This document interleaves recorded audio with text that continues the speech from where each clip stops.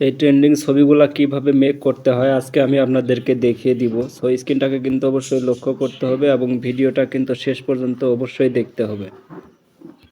তো প্রথমে আপনাদের যেটা করতে হবে, যে কোনো একটা ব্রাউজারে চলে যেতে হবে। তো সবচাইতে বেস্ট ব্রাউজার হচ্ছে ক্রোম ব্রাউজার। সো আমরা সবসময় বেস্ট ব্রাউজারটিকে সিলেক্ট করব। তো অবশ্যই এখানে ক্লিক করব। এখানে ক্লিক করার পর উপরে কিন্তু দেখতে পাচ্ছেন সার্চ বার রয়েছে। অবশ্যই এখানে কিন্তু লিখতে হবে ব্রিং ইমেজ ক্রিয়েটর। তো এটা লিখে কিন্তু অবশ্যই সার্চ করতে হবে। সার্চ করার পর আপনাদের মোবাইল নাম্বার দিয়ে অ্যাকাউন্ট কিন্তু তৈরি করতে হবে। সো আমি আগে থেকেই কিন্তু অ্যাকাউন্টটি তৈরি করে রেখেছি। তো এখন যেটা করতে হবে, এখানে কিন্তু অবশ্যই লেখাটা পেস্ট করে দিতে হবে। তো অবশ্যই আমি এখানে লেখাটা কিন্তু পেস্ট করে দিয়েছি। এখানে কিন্তু দেখতে পাচ্ছেন যে ক্রিয়েট লেখা রয়েছে। এখানে কিন্তু দেখতে পাচ্ছেন ক্রিয়েট লেখা রয়েছে।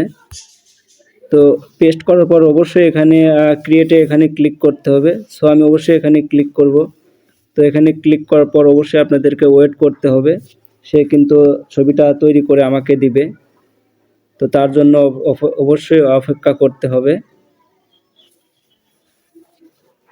সে কিন্তু অলরেডি ক্রিয়েটিং হচ্ছে। এখানে দেখতে পাচ্ছেন কিন্তু ক্রিয়েটিং হচ্ছে। এখানে দেখতে পাচ্ছেন সে কিন্তু ছবি আমাকে তৈরি করে দিয়েছে। অবশ্যই ছবিটাকে আমরা জুম করব, ক্লিক করব। ক্লিক করার পর নিচে দেখতে পাচ্ছেন যে 3 ডট আইকন রয়েছে। এখানে অবশ্যই এখানে ক্লিক করতে হবে। সো আমি এখানে ক্লিক করলাম। এখানে ক্লিক করার পর দেখতে পাচ্ছেন যে ডাউনলোড নামের কিন্তু একটা অপশন রয়েছে এখানে।